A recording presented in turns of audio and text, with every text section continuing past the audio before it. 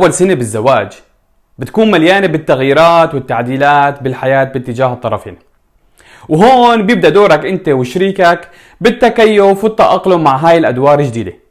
وأكيد طريقة التأقلم والتكيف ومدتها والتعامل فيها بيكون كتير مهم لزواجكم.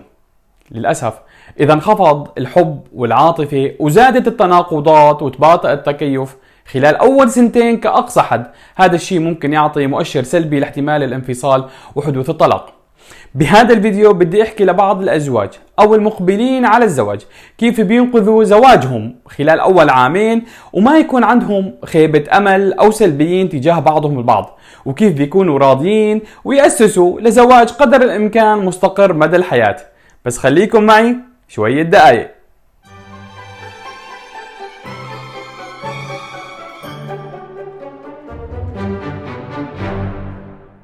السلام عليكم، مرحبا، أهلا وسهلا فيكم جميعا.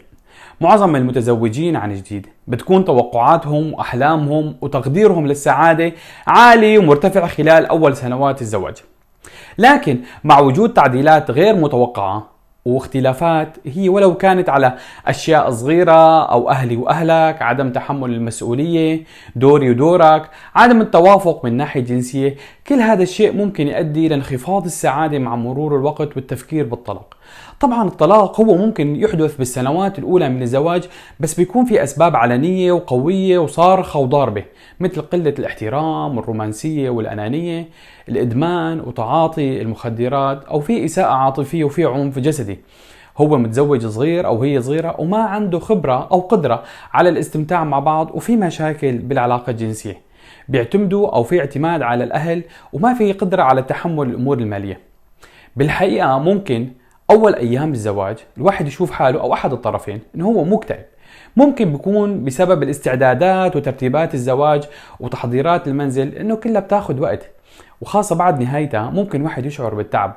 لكن في دائما أولويات لازم مناقشتها مع الشريك حتى تعرفوا كيف هو واحد يحلها أو كيف إن يحلوها ويواجهوها، مثل مناقشة الأمور المالية وكيف إدارة الحسابات المنفصلة أو المشتركة. والمهم الصدق وعدم الكذب، لأنه الصدق مفتاح الحل بالخلافات المالية. حتى المشاركة بالأعمال البيت وتقسيمها حسب الاهتمامات، وضع قائمة لكل شخص مهماته داخل البيت أو خارج البيت ممكن تقضي على التوتر، وممكن مراجعة هاي القائمة كل فترة. ما حدا كمان ينسى نفسه، فصحيح إنه الوقت للزوجين مع بعضهم بعض هو كتير مهم، لكن أكيد كل طرف هو عنده حاجات خاصة هو بيحب يمارسها بشكل خاص. حياتك الصحية والجنسية حافظ عليها رغم زحمة الحياة وضغوطاتها، وعرف شو بيناسب العلاقة الحميمية واجعلها أولوية وما تخليها ثانوية. طبعا هذا الشيء بيكون بالاتفاق وبرضا الطرفين. معرفة الحدود تجاه الأقارب ضروري جدا. وقت انت بتحكي وبتتحادث مع شريكك هذا شيء كتير مهم لحتى تعرف شو مقبول وشو غير مقبول بتدخل الأهل، وشو هن لازم يعرفوا وشو ما لازم يعرفوا عن علاقتكم الخاصة، وحتى مثلا تحديد موعد الزيارات واللقاءات والمكالمات. حتى إذا كان الأزواج متفقين على القيم والمعتقدات، لكن أحيانا بيكون في اختلاف بالأفكار والآراء. طبعا هذا الفهم والاحترام لهاي الأفكار وهاي الاختلافات بتساعد إنه هي بتجنب إصدار أحكام تجاه الطرف الثاني، بتحسن أكيد العلاقة. تأكد إنه الخلافات والتصادمات والصراعات هو شيء لا مفر منه، لكن طريقة التعامل مع هذا الخلاف هي الأساس. بمعنى وقت أنت بتبذل جهدك لتعرف وجهة نظر شريكك وبتاخد موقف بناء ومحترم مهما كان الخلاف، فهو رح ينحل وما بده يأثر سلبا على العلاقة مع شريك، بالعكس بده يأثر إيجابا. أكيد وقت بيكون أنت عندك توقعات عالية سواء متعلقة بالمنزل أو بالعلاقة الحميمية أو حتى بالزواج، وهي التوقعات ما عم تتحقق، ممكن تخلق عندك ضغط كبير في العلاقة. بدل من هيك ناقش أنت شو بتتوقع مع الشريك حول كل شيء، لا تأجل حتى تصير المشاكل ساخنة أو صعبة الحل وكبيرة.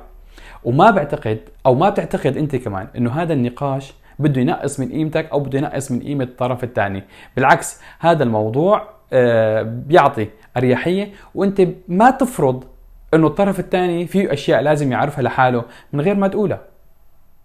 أفضل حل قبل الوصول السريع إلى طريق مسدود والتفكير فقط بالطلاق يلي هو أبغض الحلال هو النقاش الصريح والصادق من دون لوم أو ملامة. مو خطأ أبدا أنه أنت تتثقف حول الحياة الزوجية، واليوتيوب مليان فيديوهات، أو حتى فيك تسأل أنت أهل الدين وأصحاب الخبرة بالمشورة يلي بيكونوا مصدر ثقة. بيكون مهم تتجنب لعبة إلقاء اللوم، لأنه هاي اللعبة حتفاقم أي صراع، والفكرة سد أي فجوة أو أي خلل، مو نوسع أو نزيد الفجوات.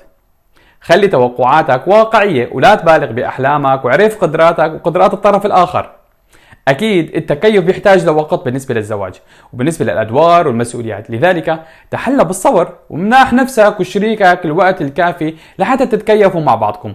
تذكر انه انت ما فيك تغير الطرف الثاني، لكن فيك تغير ردود افعالك وتساعد شريكك على التطور، وبالتالي بتتغير ردة فعله هو كمان. كلمة شكرا واظهار التقدير بتخلي شريكك يقطع شوط طويل ويرضى عن نفسه وعن زواجه وارتباطه فيك.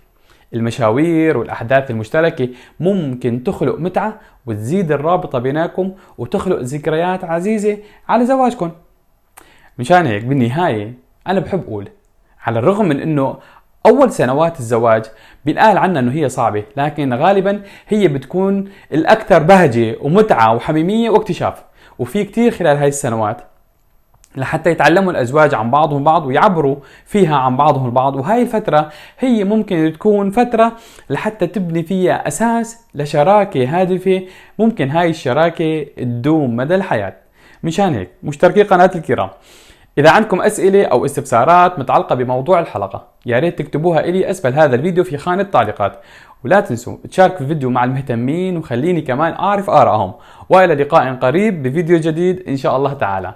تحياتي لكم جميع، سلام.